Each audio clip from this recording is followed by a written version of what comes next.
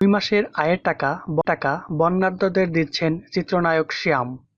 ভারত থেকে আসা পাহাড়ি ঢল ও অতিবৃষ্টিতে সৃষ্টি অনাকাঙ্ক্ষিত বন্যায় ফেনী, কুমিল্লা, লক্ষ্মীপুর ও নোয়াখালী এবং চট্টগ্রামের কয়েকটি উপজেলার ঘরবাড়ি এখনও ৪-৫ ফুট পানির নিচে ডুবে আছে। বেঁচে থাকার লড়াই চলছে সর্বত্রই। সাধ্য অনুযায়ী বন্যার্তদের পাশে দাঁড়ানোর চেষ্টা করছেন সব শ্রেণী-পেশার মানুষ। গতকাল শুক্রবার বিকেলে এক ভিডিও বার্তায় বন্যার্তদের জন্য নিজের 2 মাসের আয়ের টাকা দেওয়ার ঘোষণা দিয়েছেন তারকা অভিনেতা ও মডেল শিয়াম আহমেদ।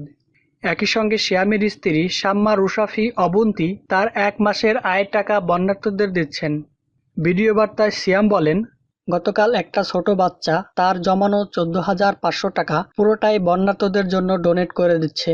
এটাই আমাদের বাংলাদেশের সৌন্দর্য।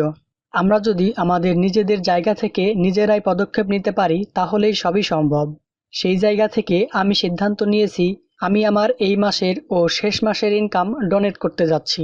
কিছু টাকা আমি দিয়েছি, বাকিটা এখন দিতে চাচ্ছি। শিয়াম আরও বলেন, দানের বিষয়টি এভাবে বলা উচিত নয়। এই সময় এটা বলা দরকার, কারণ এটাতে অনেক উৎসাহিত হবেন।